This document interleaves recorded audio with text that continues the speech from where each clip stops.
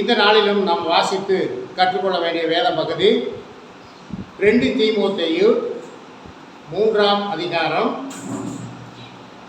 5-6. 2 தீமோத்தேயு 3ஆம் அதிகாரம் 5-6.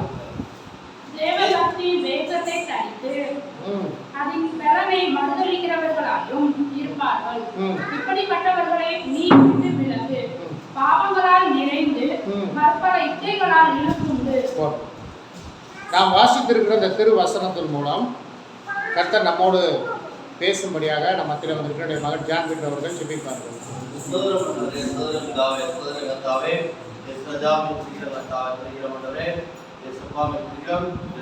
வாசிக்கப்பட்ட 2 தீமோத்தேயு 3ஆம் அதிகாரத்திலிருந்து எஸ்ராஜாவின் வசனத்தின் மூலம் நீங்க எங்களோட இடங்களோட ஜெபிக்கிறோம்.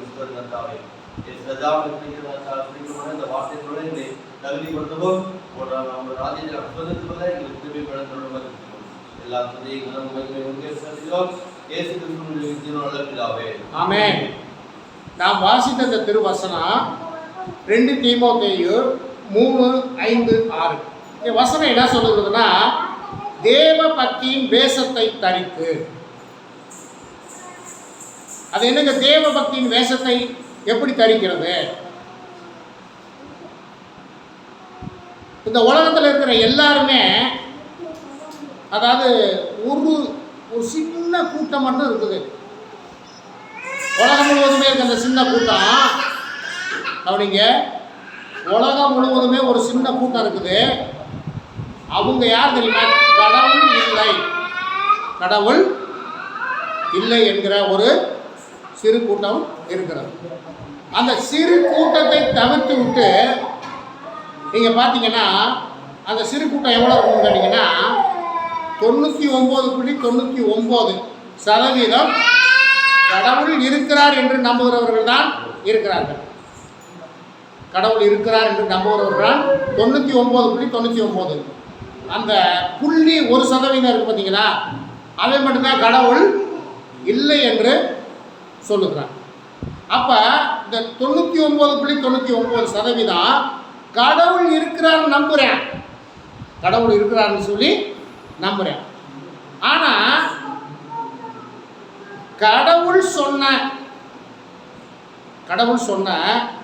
பொதுவாக கடவுள் அப்படின்னு சொல்லிட்டு கடவுள் சொன்ன கோட்பாடுகளை யார் கடைபிடிக்கிறார்? அது எந்த மார்க்கமாக வேணாலும் இருக்கட்டும். ஒவ்வொரு மார்க்கத்துக்கும் ஒவ்வொரு கோட்பாடு உண்டு. கண்டிப்பாக ஒவ்வொரு மார்க்கத்துக்குமே ஒரு கோட்பாடு உண்டு. இந்த மார்க்கத்தில் இருக்கிறவன் நீ இப்படித்தான் இருக்கணும் அப்படின்னு ஒரு கோட்பாடு இருக்குது. இப்போ கிறிஸ்தவனுக்குன்னு சொல்லி ஒரு கோட்பாடு இருக்குதா இல்லையா?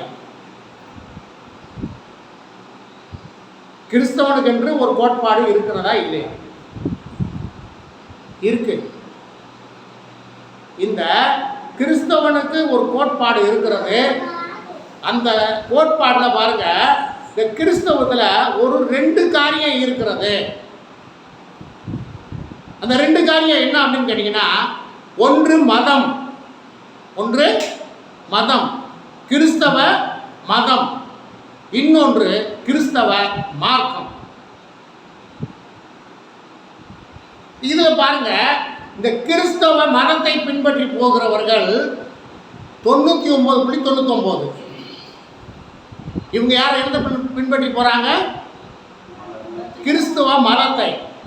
இந்த அந்த 0.1% கிறிஸ்தவ மார்க்கத்தை பின்பற்றி போறாங்க. இப்போ மதம்னா என்ன, மார்க்கம்னா என்ன? மதம்னா என்ன, மார்க்கம்னா என்ன?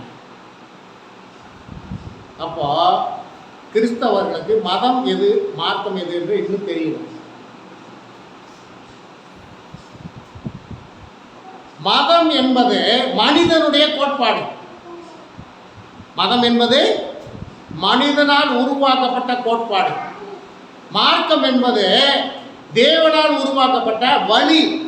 மார்க்கம்னா என்னது? நீங்கள் ரயில்வே ஸ்டேஷன் போனீங்கன்னா அளவு சொல்லுவாங்க, ஒலிபெருக்கி மூலமாக சொல்லுவாங்க.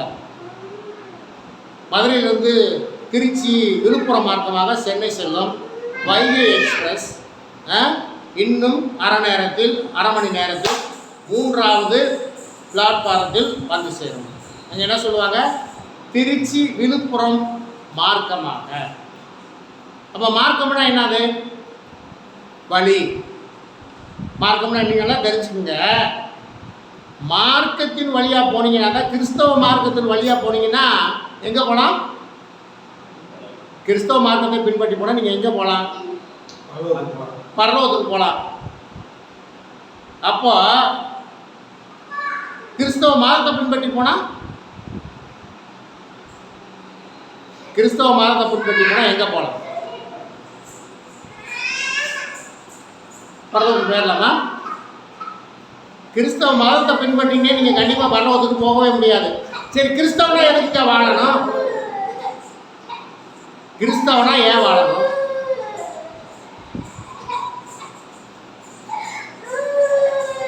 கிறிஸ்தவனா ஒரு மனிதனோ ஒரு மனுஷியோ ஏன் வாழணும்? உடைய நோக்கம் என்ன?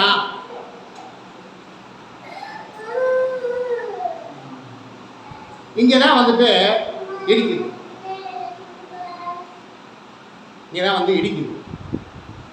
முதல்ல ஒரு கிறிஸ்தவனுடைய நோக்கம், அவனுடைய முழு நோக்கமும் எதை நோக்கி இருக்கணும் தெரியுமா? பரலோகத்தை நோக்கிதான் இருக்கணும். ஆனால் இன்னைக்கு கிறிஸ்தவ வாழ்க்கை அப்படி இல்லை. அதுதான் என்ன செய்கிறாங்க அப்படின்னு கேட்டிங்கன்னா, தேவ பக்தியின் வேஷத்தை தரித்து, இந்த தேவ பக்தியின் வேஷத்தை தரித்து கொள்வது, நான் கிறிஸ்தவன் அப்படி சொல்லி ஒரு அடையாளத்தை போட்டுக்கொள்வோம். என்ன செய்வோம்? ஒரு அடையாளத்தை போட்டுக்கொள்வோம். எதுக்காக? நான் கிறிஸ்தவன் அப்படிங்கிறதுக்கு ஒரு அடையாளம். இந்த அடையாளத்தை போட்டுக்கொண்டால் பரலோகம் போயிடலாமா? ஒருவேளை வேதாகமத்தில் சொல்லப்பட்ட அந்த வசனத்தை தப்பா புரிஞ்சுக்கிட்டாங்களோ, தன் சிலுவையை எடுத்து தன் பின்னே என்னை பின்பற்றி வர கடவுள்னு சொல்லணும்னா,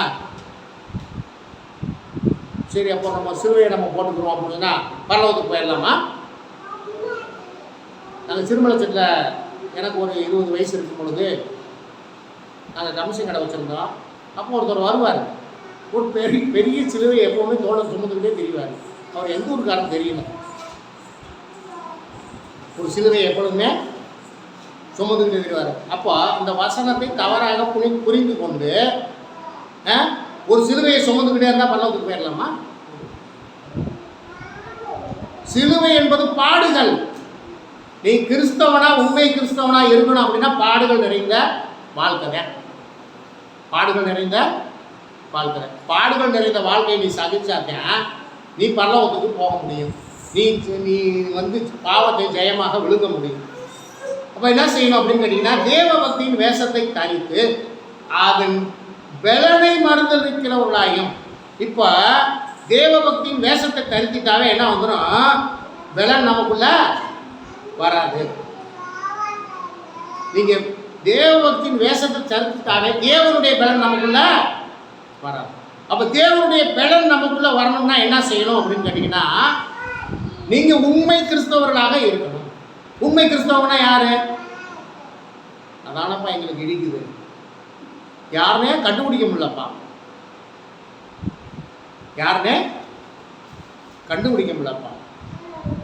ஆர்சின்றாங்க, சிஎஸ்ஐன்றாங்க, லுத்தரங்கிறாங்க, சிபிஎம்ன்றாங்க, டிபிஎம்ங்கிறாங்க, பெந்தகோஸ்ங்கிறாங்க, யெகோவான்றாங்க, இயேசுவின் நாமன்றாங்க, ஆத்மநேசன்றாங்க.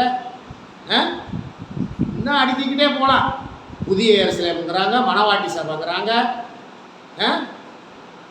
இன்னும் நிறைய இருக்கு. இதில் யாருதாப்பா உண்மை கிறிஸ்தவம்? நாங்கள் அதைத்தாப்பா கண்டுபிடிக்க முடியல. இப்போ நமக்கு அந்த சந்தேகம் வந்துருச்சு. நமக்கு இப்போ யாருதாயா உண்மை கிறிஸ்தவங்க? நாங்கள் யாரைத்தாப்பா நீ யாரை பின்பற்றி போனாலும் பரவத்துக்கு போக மாட்டோம். ஏன் அப்படின்னு கேட்குறீங்களா? ஒவ்வொரு சபையிலும் ஒவ்வொரு கோட்பாடு. இந்த கோட்பாடு உன்னை பரலோகத்துக்கு கொண்டு போகாது. அப்ப என்னதான் உன்னை பரலோகத்துக்கு கொண்டு போகும்? நீ வேத வசனத்தை கை கொண்டால் நீ பரலோகத்துக்கு போகலாம். இப்போ என்ன சில பிரச்சனை அங்கே என்ன வருது? சரிங்க, நான் வேத வசனத்தை கை கொள்கிறேன் அப்படின்னா இந்த சபைகளில் இந்த கோட்பாடுகளில் அங்கே நிறைய ஆரம்பமே இடிக்குது. சரி, கொஞ்சம் தாண்டி போயிட்டோம்னா கொஞ்சம் வேத வசனத்தின்படி ஞானஸ்தானம் எடுக்கிறது, பரிசுத்தாவின் அபிஷேகம் பண்ணுறது, ஆராதனை எப்படி பண்ணணும், எப்படி நடக்கணும், இதை குறிச்செல்லாம் பிரசங்கிக்கிற சபைகளும் உண்டு. அப்போ நம்ம அதை தெரிந்தெடுத்து நம்ம கர்த்தருடைய வழியிலே முதலாவது நடப்பதற்கு நம்மை ஒப்பு கொடுக்கணும். நம்ம இங்கே இருக்கிறவங்கள எனக்கு படிக்கவே தெரியாதுன்னு சொல்கிறவங்க என்னுடைய சகோதரனுடைய மனைவி, அவருக்கு மட்டும் படிக்க தெரியாது. மற்ற எல்லாத்துக்குமே படிக்க தெரியுமா இல்லையா? நம்ம கையில் என்ன மொழிபெயர்ப்பு வேதாகமம் இருக்குது? தமிழில் எழுதி ஆண்டவர் நமக்கு கொடுத்துட்டார். இன்னும் அநேக மொழிகளிலே வேதாகமம் அச்சடிக்கப்படாத மொழிகள்லாம் நிறையா இருக்குது.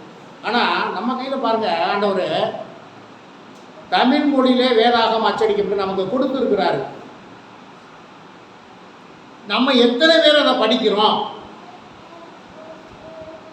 அப்போ நம்முடைய குறிக்கோள் எதை நோக்கி இருக்கணும் அப்படின்னா பரலோகத்தை நோக்கி இருக்க வேண்டும். ஒரு மனிதனுக்கு எப்பொழுது மரணம் வரும் தெரியாது. மரணம் எப்போ வரும் யாருக்குமே தெரியாது. சரி, ஒருவேளை இன்று இரவு நான் மரித்தால் என்னுடைய ஆத்மா எங்கே போகும் என்றாவது நீங்கள் நினைத்து பார்த்தீங்களா? நம்ம என்ன நினைக்கிறோம்? மைதா மாவு தெரியும், கடல மாவு தெரியும், அரிசி மாவு தெரியும். இந்த ஆத்மானா என்னன்னு எங்களுக்கு தெரியாதுப்பா. நம்ம அப்படிதான் நினைக்கிறோம். மைதா மாவு தெரியும், அரிசி மாவு தெரியும், கடல மாவு தெரியும், இன்னும் நிறைய மாவு இருக்கு. அந்த மாவுலாம் தெரியும். இந்த ஆத்து மாவுனா என்னன்னு தெரியாதுங்க. அந்த ஆத்து மாவு என்னன்னு கேட்டிங்கன்னா ஆண்டவர் நமக்கு கொடுத்த உயிர். ஆண்டவர் நமக்கு கொடுத்த உயிர். இந்த உயிர் நம்மளை விட்டு எடுபட்டு போச்சுன்னா நம்ம என்னது தூக்கி எங்க வச்சுருவாங்க? இந்த உயிர் நம்மளை விட்டு போயிருச்சுனாக்க தூக்கி எங்க ஓடி வச்சுருவாங்க தெரியுமா? முதல்ல வீட்டை விட்டு கொண்டு வெளியே வச்சுக்குவாங்க. அது ஞாபகம் வச்சுக்கோங்க. ஏன் போனா உயிர் ஒரு மனுஷனுக்குள்ள இருக்கிறதுக்கு அதுக்கு மரியாதை.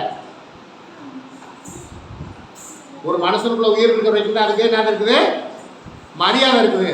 நீ பெரிய மாளிகை கூட கட்டியிருக்கலாம், நீ தங்க கட்டலில் கூட படுத்திருக்கலாம். உன் உயிர், அந்த கர்த்தர் கொடுத்த உயிர் உன்னை விட்டு போயிடுச்சுன்னா என்ன தெரியுமா? நீயே போனோம் தூக்கி வெளியே போட்டுருவேன், முடிஞ்சு. அதுக்கு அங்கே வெளியில் எவ்வளோ நேரம் டயம்? முந்தியெல்லாம் ஒரு 3 நாள் கூட இருந்துச்சு. இப்போ காலையில் செத்தா மதியம், அதான் லேட்டுங்க. காலையில் செத்தா மதியானம் தூக்கு இடத்துக்கு அப்புறப்படுத்து. முதல்ல குழந்தைய நான் நடுவீட்டில் வச்சுருக்கீங்க. ஒருத்தர் வந்து கேட்பேன், எங்கள் அப்பா சப்பாரிச்சு, எங்கள் அப்பையும் சப்பாரிச்சதுரா, ஆனால் கடைசி இந்த 4 நாள் இங்கே இருந்துட்டு போடலான்னா உள்ளே வச்சுருக்கேன். குழந்தையாடா நடுவீட்டில் வச்சுருக்கீங்க, அது தூக்கி வெளியே வைக்கிறேன். அது வந்து குடும்பத்துக்கு நல்லது. ஏன்னா இப்போ ஒப்பை இவ்வளோ நாள் இருந்தது நல்லது இல்லையா? அப்போ கர்த்தர் தந்த உயிர் இருக்கிற வரைக்கும் தாங்க ஒரு மனுஷனுக்கு மரியாதை. அது வரைக்கும் தான் என் மனுஷன். உயிர் போயிடுச்சுன்னா போனோம். அப்போ இந்த கர்த்தர் தந்த உயிர், இந்த ஆத்மா எங்க போகணும்? பரலோகத்துக்கு போகணும். கிறிஸ்தவனுடைய குறிக்கோள் அதுதான், கோட்பாடு அதுதான். 1000 பேர் 1000 சொல்லிக்கிட்டு இருக்கட்டும். இங்கே கூடி வந்திருக்கிற உங்களுக்கு நான் சொல்லுகிற, கர்த்தரை முன்னிட்டு நான் சொல்லுகிற அறிவுரை என்னன்னா, நீங்கள் கிறிஸ்தவர்களாக நீங்கள் இருப்பது நல்லது. ஆனால் நம்முடைய குறிக்கோளும் நம்முடைய கோட்பாடும், நான் பரலோகத்துக்கு, நான் மரித்தால் என்னுடைய ஆத்மா பரலோகம் போகணும். காசு இருக்கு இல்லை, வீடு இருக்கு இல்லை, வாசல் இருக்கு இல்லை, நிலம் இருக்கு இல்லை, அதெல்லாம் அப்புறம்.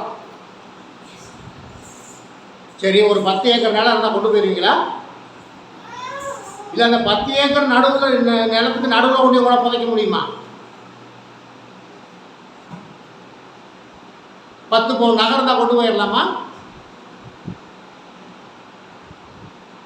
கடைசியில் இந்த காலில் இருக்க மிஞ்சியை கூட விட மாட்டேன், கழட்டி பாப்பா வரணும் கூட வெள்ளோட கூட சேர்த்து வெட்டிடுவேன். ஏன்னா இன்னைக்கு தங்கமாக வெளியே அந்த மாதிரி விலைக்கு போயிடுச்சு. எங்கள் சொந்தக்காரவங்க என்ன பண்ணாங்க, அவர் பெரிய வசதியாக இருந்தாருன்னு சொல்லி கேள்விப்பட்டிருக்கீங்க. புயலப்பட்டியில் சாமி ஆடின்னு சொல்லுவாங்க. அவர் நிறையா சாமி ஆடி வேலையை பார்த்து நிறையா சம்பாரித்து வீடு நிலமெல்லாம் நிறையா வாங்கி போட்டுருந்தார். அவர் செத்து போயிட்டார். நிறையா சம்பாரிச்சாரான்னு சொல்லி ஒரு நல்ல ஒரு மூணுக்கு மோதத்தை கொண்டு போய் புதைச்சிட்டு வந்துட்டாங்க. ஒரு ரூம் மாதிரி கட்டியான கொண்டு புதைச்சி விட்டாங்க. ராத்திரிக்காக திடீர்னு போயிட்டாங்க. ராத்திரியா ஏன் தங்கம் அந்த விலைக்கு விற்றுக்கிட்டு இருக்கு இன்னைக்கு.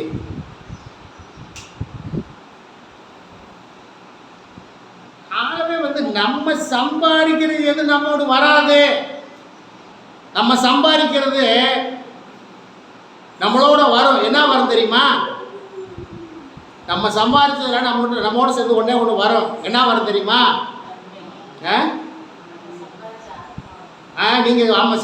நீங்கள் ஆத்மாவை சம்பாதிச்சது அது உங்களோட வரும். வேற ஒன்றுமே வராது. ஆகவே இந்த கிறிஸ்தவ உலகம் தேவ பக்தியின் வேஷத்தை தரித்திருக்க கூடாது. தேவ பக்தியின் வேஷத்தை தரித்திருக்க கூடாது. கிறிஸ்தவன் என்கிற வேஷம் இருக்கக்கூடாது. வேஷத்துக்கு பதிலாக என்ன இருக்கணும்? வேஷத்துக்கு பதிலாக என்ன இருக்கணும்? கரெக்டாக சொன்னாங்க. உண்மை இருக்கணும், நமக்குள்ள உத்தமம் இருக்கணும், சத்திய வசனத்தில் பிடித்து கொண்டு அதன் வழியில் நடக்கணும். இன்னைக்கு அதெல்லாம் கிடையாது. டோட்டலாக எல்லா சபையும் எங்கே போயிடுச்சு தெரியுமா? தேவ பக்தியின் வேஷத்தை தரிக்கிறவர்களாக மாறி போனார்கள். ஒரு காலத்தில் இந்த பாரம்பரிய கிறிஸ்தவ சபையிலிருந்து அங்கே யாருமே சரியாக இல்லைங்க, அங்கே நடத்துறது சரியில்லைங்க, அங்கே பண்ணுறது சரியில்லைங்க அப்படின்னு அங்கேருந்து பிரிஞ்சு வந்து இன்னைக்கு ஏகப்பட்ட சபை இருக்குது. சரி, அங்கே விட்டுட்டு வந்து சரியில்லை தானே வந்த நீ, அங்கே சரியில்லை தானே வந்த, ஏடா மறுபடியும் அவன் கோட்பாடுக்கு நீ போற? லெந்து நாட்கள் எங்கேயாவது பைபிள் இருக்கா? லெந்து நாட்கள் எப்படிங்கிறது பைபிள் எங்கேயாவது இருக்கா? கேட்டாலும் சொல்றேன், இயேசுநாதர் 40 நாள் உபவாசம் பண்ணாரு. 40 நாள் எங்க போய் உபவாசம் பண்ணாரு?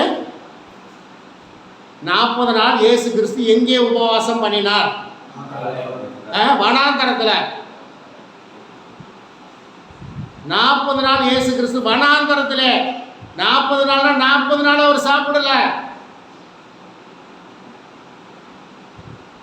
இன்னைக்கு பூரா பாரம்பரிய சபையிலேருந்து ஆவிக்குரிய சபையிலேருந்து எல்லா பையனும் ஏண்டா லெந்து நாட்கள் ஒரு நாளே பைபிளில் இல்லையடா, இதை நான் பேர் மாற்றிக்கிறேன். சிலுவை தியானமா என்னென்னமோ இவன் சௌரியத்துக்கு மாற்றிக்கிறேன். அவர் 40 நாள் இருந்தார். ஒன்னால ஒரு நாள் இருக்க முடியுமா நான் கேட்குறேன்? ஒன்னால ஒரு நாள் இருக்க முடியுமா? இருக்கிறவங்க இருக்கிறாங்க, உண்மையாக இருக்கிறவங்க இருக்கிறாங்க. நீ ஏன் வேஷத்தை தரிக்கிற?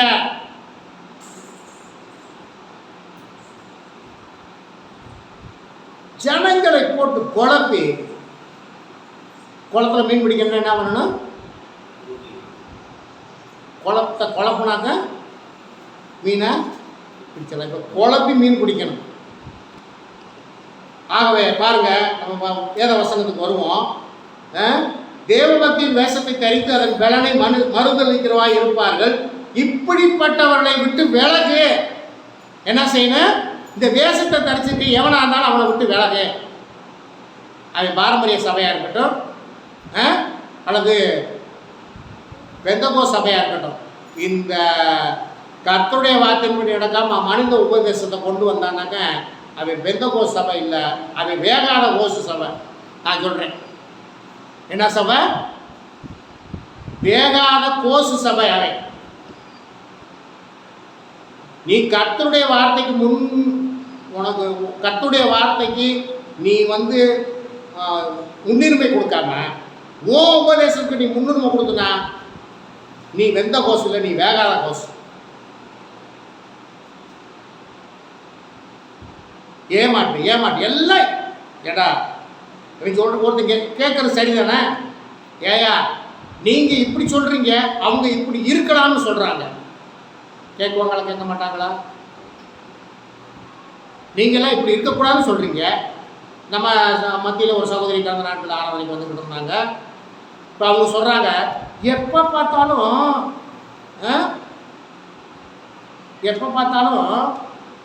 இந்த அலங்காரத்தை குறிச்சே பேசுகிறாங்க.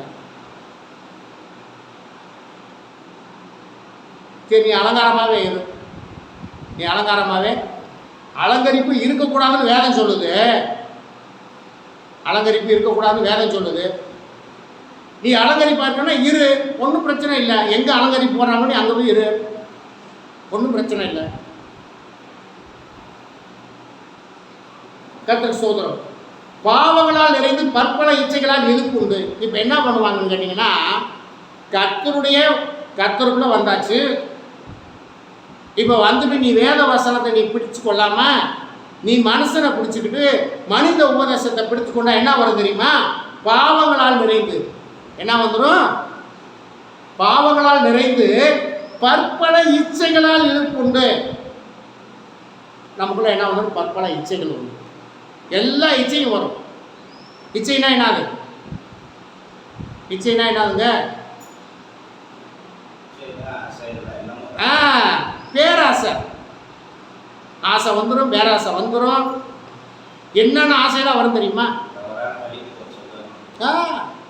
இச்சை வந்துருச்சுனாவே தவறான வழிக்கு தான் போக வேண்டியது.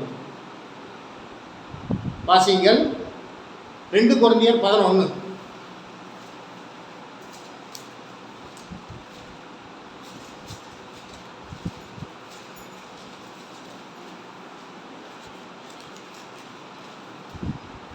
கொரிந்தியர் 11:13 வாசிங்க. அப்படிப்பட்டவர்கள் கள்ள அப்போஸ்தலர்கள் தேவனுடைய வார்த்தையை பிரசங்கிக்காமல் மனித உபதேசத்தை போதிக்கிறவர்கள் யாரு? கள்ள அப்போஸ்தலர்கள், கபடமுள்ள வேலையாட்கள். யாராங்க? கபடமுள்ள வேலையாட்கள். அப்புறம் கிறிஸ்துவினுடைய அப்போஸ்தலரின் வேஷத்தை தரித்துக் கொண்டவர்களாய், கிறிஸ்துவினுடைய அப்போஸ்தலரின் வேஷத்தை தரித்துக் கொண்டவர்களாய் இருப்பார்கள்.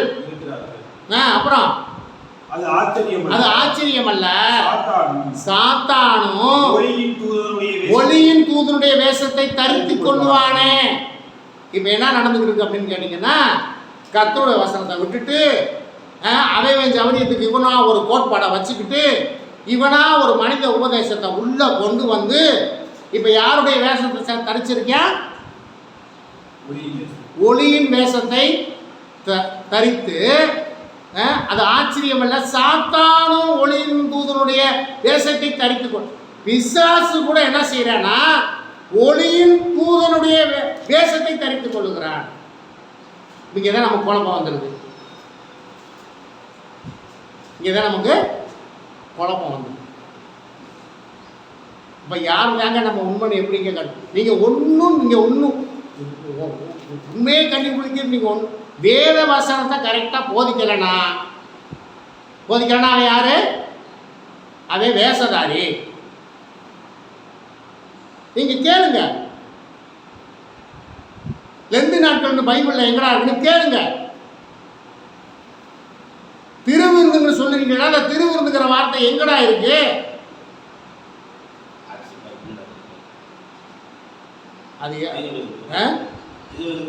அது நீங்க நான் வச்சிருக்கேன், பைபிள் வச்சிருக்கேன், ஆர்சி பைபிள் வச்சிருக்கேன்.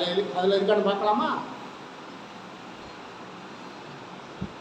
ஏன் அதுல இருக்காது தெரியுமா? அது 100 வருஷத்துக்கு முன்னாடி உள்ளது. 100 வருஷத்துக்கு முன்னாடி உள்ளதில் இருக்காது. இப்போ இவங்க சௌரியத்துக்கு அவங்க சௌரியத்துக்கு மாற்றிக்கிடுவாங்க. காணா ஒரு கல்யாணத்தில் அங்கே ஆண்டவர் சொல்லுவார், மரியாதை பார்த்து ஸ்திரியன்னு சொல்லுவார். இப்போ நீங்கள் வச்சு காட்சி பைபிள் என்ன இருக்குது தெரியுமா?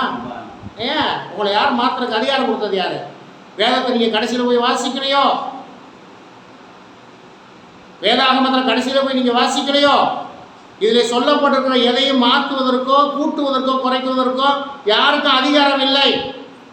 அப்படி கொஞ்சம் சௌரியத்துக்கு கூட்டிக்கிறியா? கூட்டுனா என்ன நடக்கும் தெரியுமா? வாசிங்க கடைசியில் எடுத்து. இப்போ என் மகனை கொஞ்சம் எழுப்பிடுங்க.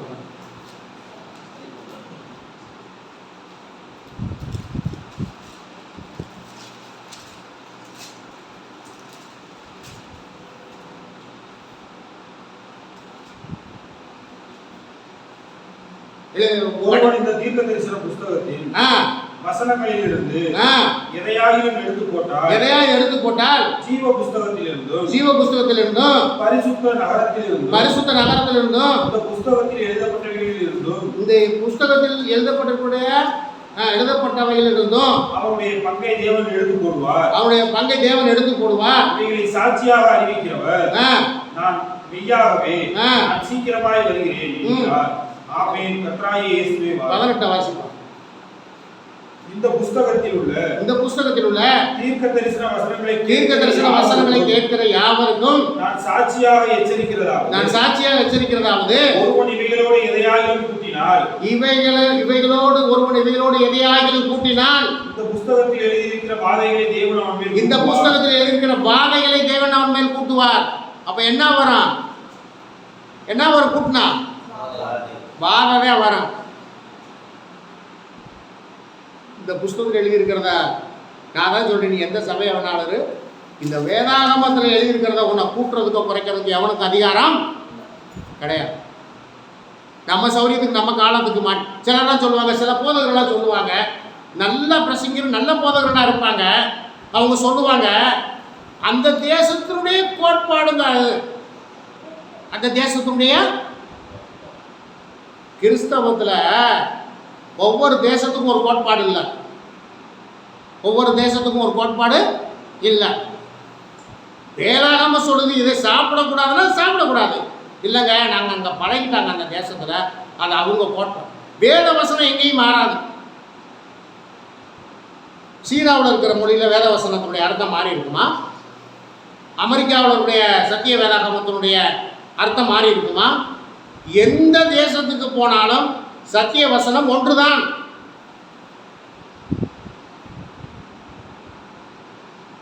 இதை கூட்டுறதுக்கோ குறையிறதுக்கோ யார்? அதனால வேத வசனத்தை விட்டு வேறொரு காரியத்தை பிரசங்கித்தால் நீங்க அவங்கள்ட்ட தைரியமா கேளுங்க, இது எங்க இருக்கு வேதாகமத்தில் கேளுங்க. இதுல ஆண்டவர் எங்க சொல்லியிருக்கிறாரு கேளுங்க. அப்ப அவங்களை விட்டு என்ன செய்யணும்? வேதாகமத்தில் இருக்கிறத பிரசங்கியாம வெளியே இருக்க காரியங்களை பிரசங்கித்தா நீங்க அவங்கள கேளுங்க, அவங்கள விட்டு விலகுங்க. முதல்ல நீங்க பரலோகத்துக்கு போகணும்னு நினைச்சீங்கன்னா மனித உபதேசத்திலிருந்து வெளியே வாங்க. மனித உபதேசம் பண்ணுகிறதே மதம். கர்த்தருடைய உபதேசம் சொல்லுகிறதே மார்க்கம். நீங்க மார்க்கத்தின் வழியா வழிக்க இயேசு கிறிஸ்துடையவர். அதனாலதான் நீங்க சில இடத்துல போனீங்கன்னா எழுதி வச்சிருப்பாங்க, நானே வழியும் சத்தியமும் ஜீவனுமாய் இருக்கிறேன், என்னாலே அன்றி ஒருவனும் பரலோகத்துக்கு என் பிதாவின் இடத்துக்கு வரான். அவர்தான் வழி, அவர்தான் சத்தியம், அவர்தான் ஜீவன், அவர்தான் வழி. நீங்க இயேசு கிறிஸ்து இல்லாமல் நீங்க பரலோகத்துக்கு போக முடியாது. நீங்க மனித உபதேசத்தை அவருடைய வழியை நீங்க பின்பற்றி போனீங்க பரலோகத்துக்கு போக முடியாது. கிறிஸ்தவர்கள் ஜாக்கிரதையாக வேதாகமத்தை படித்து அதை கைகொள்ளுகிறவர்களாக காணப்பட வேண்டும் என்று ஆண்டவராய் இயேசு கிறிஸ்துவை முன்னிட்டு நான் உங்களுக்கு புத்தி சொல்லுகிறேன். 1 கொரிந்தியர் 7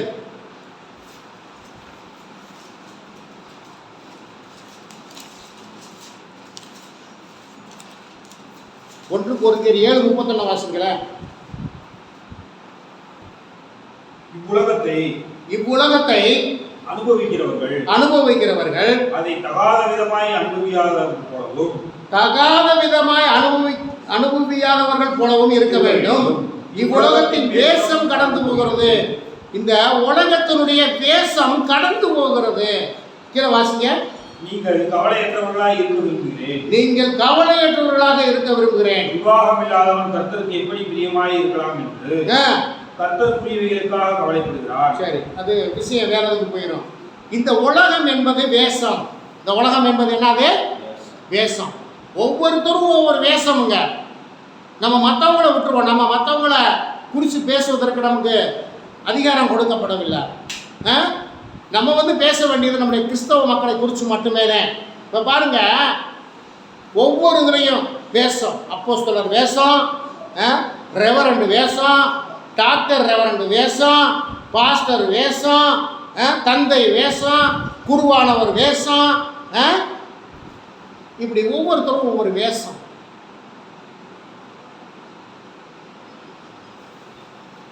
போதகர் சொல்ல சொல்லிட்டார் ஆண்டவர். போதகர் என்று அழைக்கப்படாதவர்கள் தானே சொல்லுது. தந்தை என்று அழைக்கப்படாதவர்கள் தானே சொல்லுது.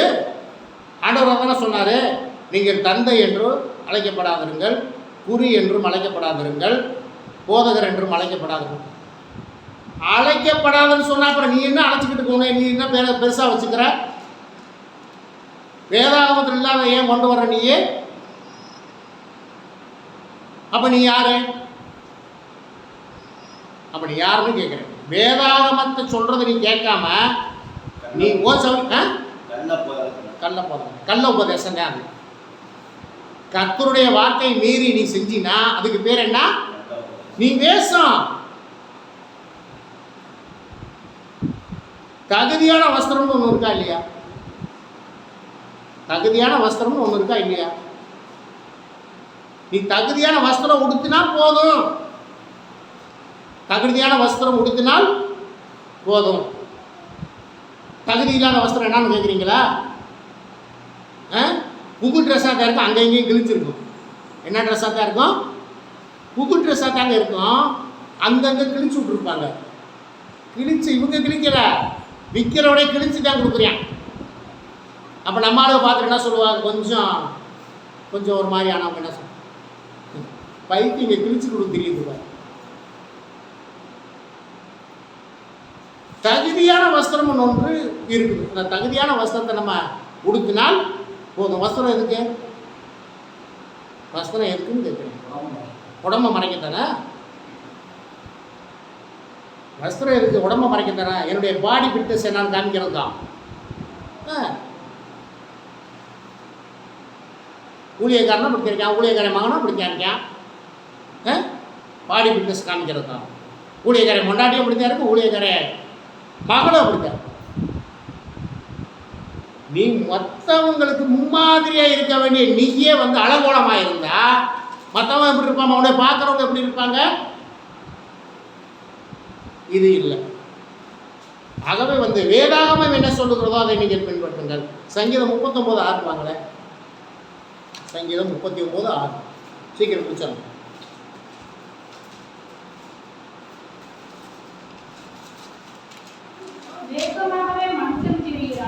என்ன செய்யறானாமா? வேஷமாகவே மனுஷன் திரிகிறான், விருதாவாகவே சஞ்சலப்படுகிறான். இப்போ மனுஷன் பாருங்க, வேஷமாக தான் திரிகிறான்.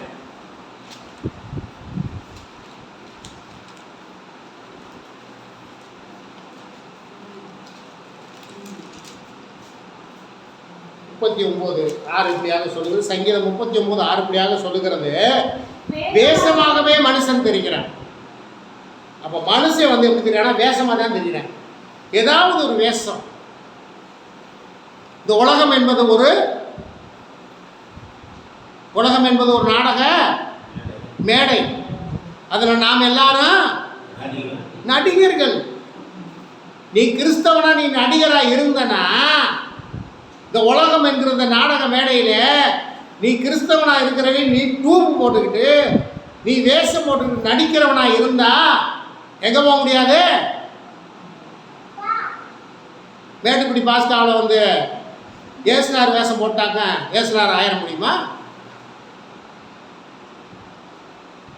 பாஸ்கா திருவிழாவில் ஏசுனாரா வேஷம் போட்டால் பல ஏசுனாரா மாறிட முடியுமா? என்ன இது பண்ணிட்டு போறேன், ஏன்னா அவன் வேஷம் போடுறவனாச்சே. ஆகவே கிறிஸ்தவன் வேஷம் போடுகிறவனாக இருக்கக்கூடாது. நம்மளை பார்க்கிறவங்க என்ன சொல்லணும்?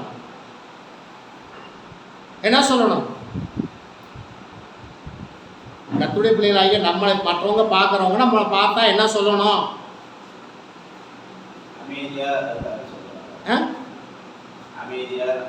நல்ல கிறிஸ்தவங்க, கிறிஸ்தவங்களாம் நல்லவங்க, மற்றவங்களுக்கு அது சொல்லணும். அதை விட்டு அவங்க இருக்கிற அவர் முள்ள மாதிரி பையன் சொன்னால் நல்லா இருக்குமா? நம்மளை பார்த்து ஏய் அவன்லாம் கிறிஸ்தவனாயா, அவன் செய்கிற வேலையில் என்னன்னு தெரியுமா அப்படின்னு சொன்னால் நல்லா இருக்குமா? வேண்டாம், அந்த இது இருக்கக்கூடாது. நம்ம கர்த்தருடைய பிள்ளைகள், நம்ம இயேசு கிறிஸ்துவின் நாமத்தை புகழ்கிறவர்களாக இருக்க வேண்டும். என்னை பார்த்து ஆண்டவருடைய நாமம் மகிமைப்படணும். என்னை பார்த்து ஆண்டவருடைய நாமம் தூசிக்கப்படக்கூடாது. கவனமாக இருங்க. கர்த்தருக்கு ஸ்தோத்திரம். வாசிங்கள் மத்தேயு 3:8. மத்தேயு 3:8.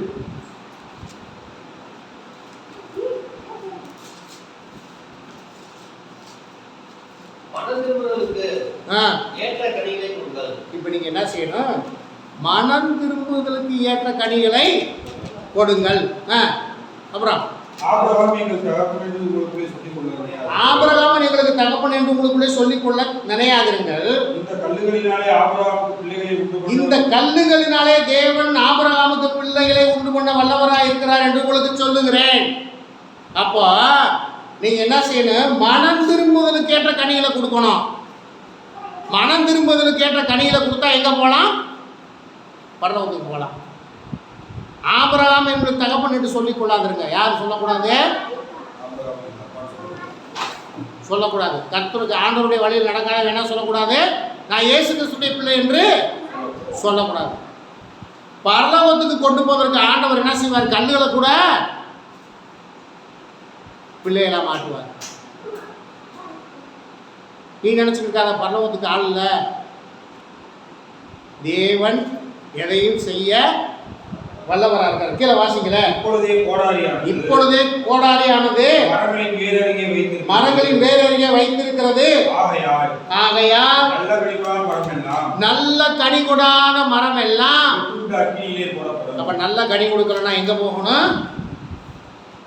நல்ல கனி கொடாத மரம்லாம் எங்க போகும்? வெட்டுண்டு. அப்போ இந்த மரம் எதை குறிக்கிறோம்னா மனுஷனை குறிக்கிறது. ஒரு கிறிஸ்தவ மனுஷன் நல்ல கனி கொடுக்குற மரமா இருக்கணும். கெட்ட கனியை கொடுக்கக்கூடாது. கெட்ட கனியை கொடுத்தா என்ன ஆகும் தெரியுமா? அல்லது கனி கொடுக்குற போல் நடிக்கக்கூடாது. சிறுமலையில் மாதுளம் பழம் இருக்கும். சில மரத்தில் பார்த்தீங்கன்னா நல்ல கலராக இருக்கும், நல்லா பெருசாக இருக்கும். நீங்கள் அந்த மாதுளை மரத்தில் போய் அந்த மாதுளம் கனியை பிடுங்கி நல்லா டேஸ்ட்டாக இருக்கும். நீங்கள் வாயில் வச்சா அது என்ன செய்ய தெரியுமா? புளிப்பு வாயில் வைக்க முடியாது. புளிப்பு வாயில் மாதுளம் பழத்தில் அப்படிங்கிற ஒரு இனம் இருக்கிறது. அது என்ன மரமாக இருக்குன்னு நினைக்கிறீங்க? அது நல்ல கனி கொடுக்கறதா? அது நடிச்சுக்கிட்டு இருக்கிற ஒரு மரம். நீங்கள் அந்த புளிப்புள்ள மாதுளம் மரத்தை போல நீங்கள் இருக்கக்கூடாது. நல்ல கனி கொடுக்குற மரத்தை போல வேஷம் தரித்து இருக்கக்கூடாது. நீங்கள் உண்மையிலே கனி கொடுக்க வேண்டும். இப்போ ஒரு காரியத்தை நம்ம சீக்கிரமாக பார்த்துட்டு நம்ம முடிக்க போகிறோம். மார்க் எழுதின சுவிசேஷம் 11. மார்க் எழுதின சுவிசேஷம் 11ஆம் அதிகாரம். இப்போ பாருங்கள், அப்படி ஒரு மரம் நடிச்சுக்கிட்டு இருந்துச்சு. அதை தான் பார்க்க போகிறோம்.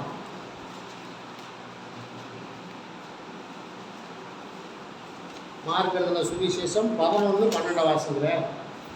மறுநாளிலே அவர் வருகையில் ஆ. அவருக்கு பசி உண்டாயிற்று. இப்போ ஆண்டவராய் இயேசு கிறிஸ்து அவர் பெத்தானியாவிலிருந்து புறப்பட்டு வருகையில் அவருக்கு பசி உண்டாயிற்று. வாசிக்க. அப்பொழுது இலைகளுக்குள்ள ஒரு அத்திமரத்தை அப்பொழுது இலைகள் உள்ள ஒரு அத்தி மரத்தை தூரத்திலே கண்டு அதில் ஏதாயிலும் அகப்படுமோ என்று பார்க்க வந்தார்.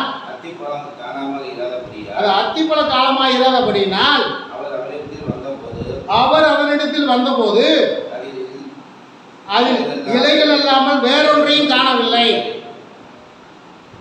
சரிங்க, இப்போ நான் கேட்குறேன், இந்த அத்திப்பழ காலம் இல்லை, அது அத்திப்பழ காலம் இல்லை, அப்புறம் ஏசு எப்படி அது அத்திப்பழம் இருக்குன்னு சொல்லி ஏன் போனார்?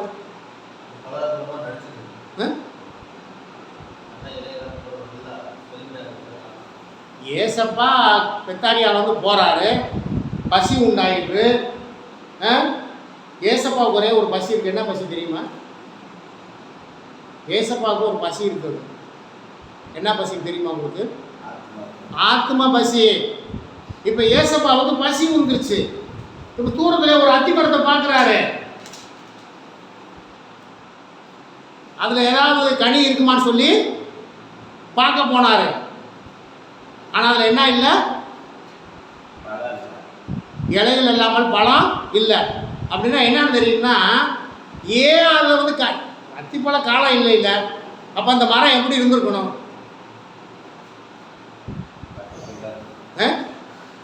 அத்திப்பழ காலம் இல்லை, அப்போ அந்த மரம் எப்படி இருந்திருக்கணும்? நீங்கள் இந்த அத்தி மரத்தினுடைய காரியம் என்னன்னு கேட்டிங்கன்னா, நீங்கள் அதை தெரிஞ்சுக்கணும். நீங்கள் நல்லா நம்ம பக்கத்தில் இருக்க மரத்தை வச்சு நீங்கள் தெரிஞ்சுக்கங்க. வேப்ப மரம் இருக்குல்ல, வேப்ப மரம் அந்த இலையுதிர் காலத்தில் என்ன ஆகும் தெரியுமா? சுத்தமாக கொட்டி போயிடும், மரமே பட்டு போனது மாதிரி இருக்கும். மழை பெய்ச்சுன்னா என்ன நடக்கும் தெரியுமா? மழை பெய்ச்சுன்னா என்ன நடக்கும்? அப்படியே மரம் குடிச்சு உங்களோட வரும், பார்த்துக்குங்க. அதே தான் அத்திமரம். அத்திமரம் என்ன செய்யணும்னு கேட்டிங்கன்னா, மொட்டை இலையெல்லாம் கொட்டி போய் உப்பும் காயுமாத்தான் வரும். அப்படி உப்பும் காயுமாத்தான் வந்து அப்போ கனி இருக்கும் காலத்தில் என்ன இருக்கும்? இலையும் இருக்கும்.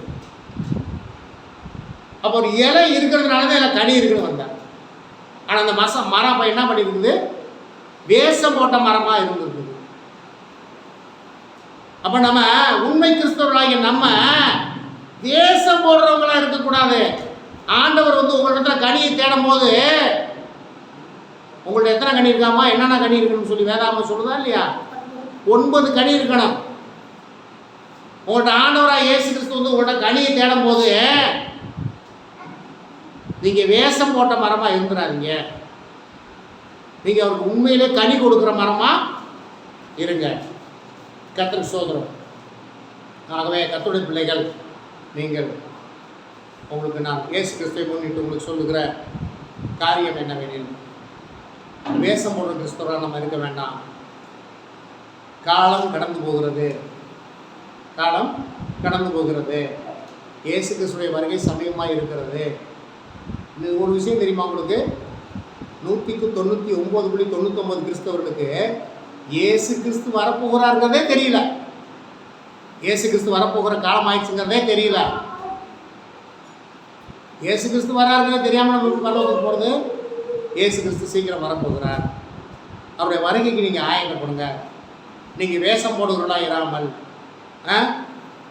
நீங்கள் உண்மை உள்ள கிறிஸ்தவர்களாய், மற்றவர்களுக்கு சாட்சியாய், உண்மையாய், உத்தமமாய், கர்த்தருக்கு பிரியமாய் நாம் காணப்பட்டு அவருடைய வருகைக்கு ஆயத்தப்படுவோம். கர்த்தர் நாமே நம்மை ஆசீர்வதிப்பாராக. கர்த்தருக்கு சொல்லுவோம். கர்த்தருடைய சமூகத்தை நம்மை தாழ்த்துவோம். தாழ்த்தி நாம் ஜெபிப்போம். ஆண்டவர் நம்மை ஆசீர்வதிப்பார். அன்பின் பரலோக பிதாவே, இந்த வேலைக்காய் நாங்கள் நன்றி செலுத்துகிறோம். இந்த நாளில் உலகத்தாவே, மனுஷன் வேஷமாக வைத்திருக்கிறான் என்கிற தலைப்பில் இந்த நாளிலே ஆண்டவரே ஸ்தோத்திரம் கர்த்தாவே, ஒரு சத்திய வேளாண்மத்திலிருந்து அநேக காரியங்களை எங்களுக்கு ஞாபகப்படுத்தி எங்களை மட்டுமாக ஆண்டவரை நல்ல காரியங்களை எங்களுக்கு போதித்ததற்காய் நன்றி செலுத்துகிறோம் கர்த்தாவே ஸ்தோத்திரம். ஆண்டவரே, நாங்கள் வேஷம் போடுகிற கிறிஸ்தவர்களாய் இராமல் ஆண்டவரே உண்மையுள்ள கிறிஸ்தவர்களாக உங்கள் சத்திய வழியை பின்பற்றி நடந்து உங்கள் வருகைக்கு ஆயத்தமாக இருந்த உங்கள் ராஜ்யத்தை சுதந்திரத்துக்கு கொள்ளுகிற பிள்ளைகளாகி நாங்கள் காணப்பட கர்த்தர் உதவி செய்யுங்க. வந்திருக்கிற ஒவ்வொருவரையும் ஆசீர்வதிங்க, ஒவ்வொருவரையும் பலப்படுத்துங்க, உங்கள் நாமம் மட்டும் மயப்படுங்க. தொடர்ந்து ஆசீர்வதித்து வழிநடத்தி செல்லுங்க. இயேசு கிறிஸ்துவின் நாமத்தினால ஜெபிக்கிறோம் எங்கள் ஜீவனுள்ள நல்ல பிதாவே, ஆமென். என் ஆத்துமாவே கர்த்தர் ஸ்தோத்திரி, என் முழு உள்ளமையோட பரிசுத்த நாமத்தை ஸ்தோத்திரி. என் ஆத்துமாவே கர்த்தர் ஸ்தோத்திரி, கர்த்தர் செய்த சகல உபகாரங்களையும் மறவாதே, ஆமென். நம்முடைய பிதாவாகிய தேவனுடைய அன்பும் கர்த்தராகிய இயேசு கிறிஸ்துவின் கிருபையும் பரிசுத்த ஆவியானவருடைய அந்யோன்யத்தையும் கர்த்தரின் தோழருடைய கர்த்தருடைய பிள்ளைகளாகிய நம்மோடும் உலகத்தில் உள்ள எல்லா பரிசுத்தவான்களுடைய மென்றும் மென்றும் சதாகாலம் அழைத்திருப்பதாக, ஆமென். அல்லேலூயா, அல்லேலூயா, அல்லேலூயா. கர்த்தர் நம்மை நிறைய ஆசீர்வதிப்பாராக. கர்த்தருக்கு ஸ்தோத்திரம். இப்போ நீங்கள் எல்லாரும் கடந்து போயிடாதீங்க. நம்ம சகோதரி சகாய